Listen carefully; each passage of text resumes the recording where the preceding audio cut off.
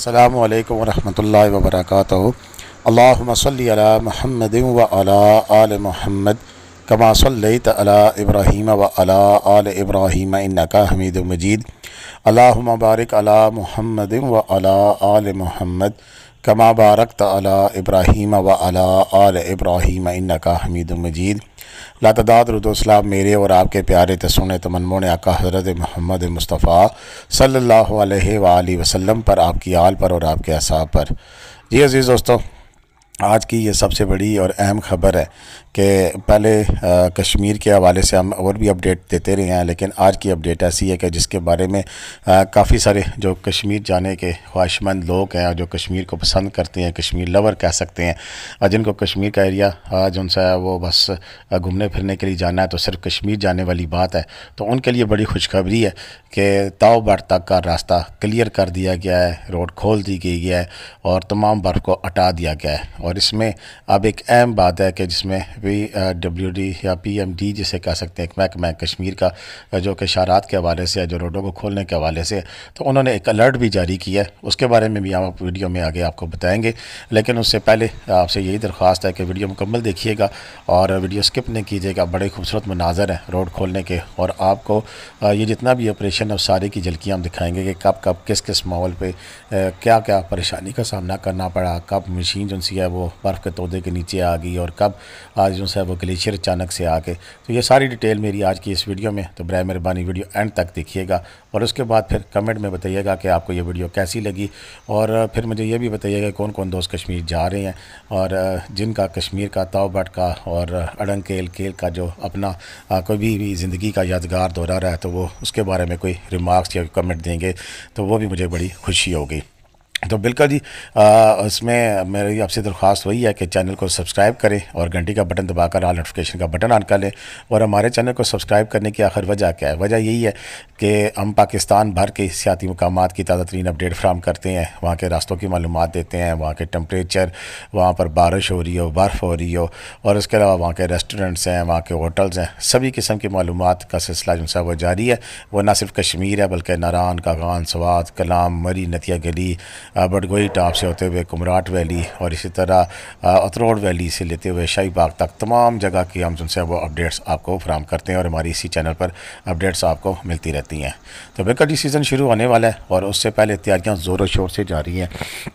मुल्क के दीगर सियाती मकामात की तरह कश्मीर में भी। और यहाँ पर इसलिए भी ज़्यादा जल्दी काम शुरू हो जाता है क्योंकि ताव बट तक बहुत सारी आबादियाँ हैं जो कि वो इसकी वजह से, रास्ते बंद होने की वजह से इफ़ेक्टिव होती हैं और उनका रास्ता बिल्कुल बंद हो जाता है। और ये रास्ता तकरीबन यूँ समझ लें इस दफ़ा तो थोड़ा लेट हुआ क्योंकि बर्फ़ लेट पड़ी, लेकिन अमूमन दिसंबर के आखिर में बंद हो जाता है और फिर मार्च में जाके कहीं खुलता है या अप्रैल में। और इस दफ़ा भी यही सीन है कि मार्च का आज 25 तारीख है और 25 मार्च को ये केल से लेकर ताव बट तक का तमाम रास्ता जो है वो क्लियर कर दिया गया है। और इसमें मोहम्मद अब्बास अवान साहब जो कि ये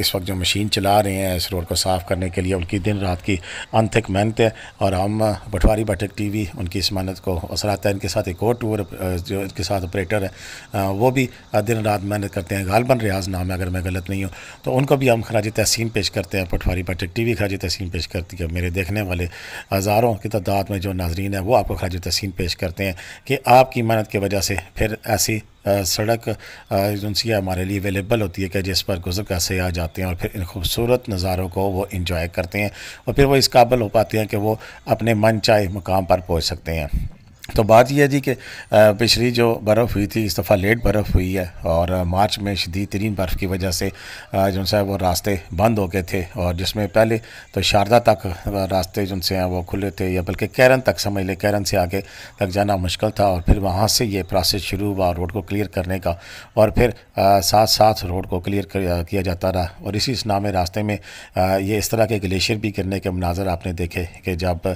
रोड साफ़ कर रहे थे तो वहाँ पर ये इस किस्म के मनाज़र देखने को मिले कि एक तरफ से रोड उन्होंने साफ़ की, क्लियर की, और साथ ही ऊपर से ग्लेशियर आने का सिलसिला शुरू हो गया। तो ये वैसे हम ग्लेशियर पड़े हुए देखते हैं, तो ग्लेशियर आने का मंजर जो सा है वो भी आप देख सकते हैं कि किस तरह ये ग्लेशियर जो सा है वो नीलम रोड जो सी है मेन रोड के ऊपर आया और उसने पूरे रास्ते को ब्लॉक कर दिया। हमेशा इसी तरह ग्लेशियर आते हैं या इससे भी खौफनाक अंदाज से आते होंगे, जिसका एक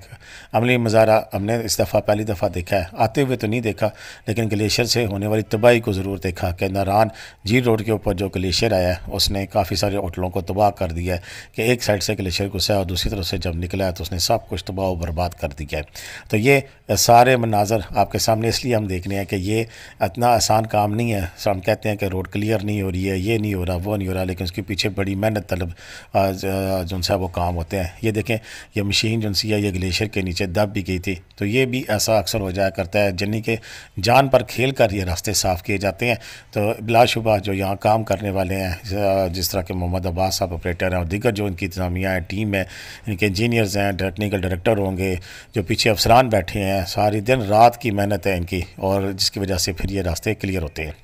अच्छा, अभी मैं उनके जो ऑफिशियल पेज है उसके ऊपर देख रहा था कि उन्होंने इस बात का ऐलान तो कर दिया है कि केल से लेकर ताओबट तक, और फिर अड़ंग केल वगैरह तो रास्ते तो पहले ही खुले हुए हैं, लेकिन ताओबट का जो रास्ता है उन्होंने क्लियर तो कर दिया, लेकिन साथ ही एक अलर्ट जारी किया जिसमें उन्होंने बताया कि मुसाफिरों से गुजारिश की जाती है कि वो एहतियात से सफ़र करें और गैर ज़रूरी सफ़र से इज्तनाब करें, क्योंकि ये आप देख सकते हैं कि साइडों पर ये जो ग्लेशियर इतना बड़ा भारी तादाद में पड़ा हुआ है और इसको कट करके रोड खाली की गई है। तो अभी बारिशें जो हो रही हैं, मज़ीद बारिशें भी हो रही हैं, तो बारिशों में ये ग्लेशियर मज़ीद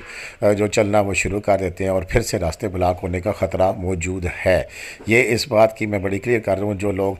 ईद पे जाने का प्रोग्राम बना रहे हैं कि हम केल जाएंगे, ताओबट जाएंगे, अड़ंग केल जाएंगे, और इस तरह के इलाकों में जाना तो बिल्कुल ठीक है, अच्छी बात है, लेकिन उसमें जो अभी उन्होंने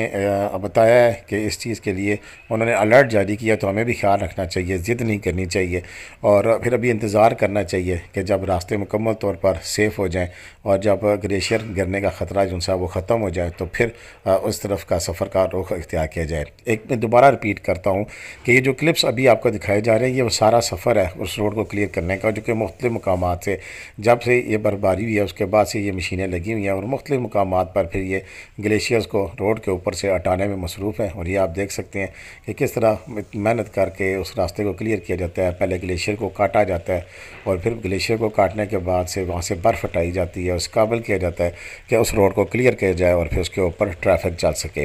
तो ये सिलसिला कहीं मसलन आप समझ लें कि महीना हो गया कि ये चल रहा है। 3 मार्च को पड़ने वाली बर्फ़ और उसके बाद के हालात थे, और आज 25 मार्च को इस काबिल हो गए हैं कि रोड को जो लिंक है वो उन्होंने मिला दिया है और मेन जो उसका जो बर्फ़ थी वो हट गई है। और अब जो सा वो सीन यही रह गया है कि अब मज़ीद अगर ग्लेशियर आती है तो रोड बंद होगी, अदरवाइज़ रोड खुल चुकी है। और ये वैसे भी 4x4 जो गाड़ियाँ हैं उनका रोड है और 4x4 गाड़ियाँ ही इस पर चल सकती हैं, नॉर्मल गाड़ी इस वक्त यहाँ पर नहीं जा सकती है। तो आप अपनी गाड़ी को आजमाएं मत, और अगर 4x4 आपके पास अपनी भी है तो उसको भी मत आजमाएं, क्योंकि ये रास्ते ऐसे हैं कि जिसमें वहाँ के मुकामी लोग ही गाड़ी ड्राइव करने सेफ़ रहता है, उनको पता होता है कि कहाँ किस मुकाम पर किस तरह गाड़ी को लेके जाना है। तो अपनी गाड़ी पे एडवेंचर करने से ग्रेज़ करें, अपनी गाड़ी खड़ी करें केल में, कैरन में, और वहाँ से फिर 4x4 गाड़ी को अरेंज करके आगे का सफ़र इख्तियार करें। आज की वीडियो इतनी थी, मुझे इजाज़त दे। पाकिस्तान जिंदाबाद, पाकिस्तान पाइंदाबाद, जीते रहे खुश रहे।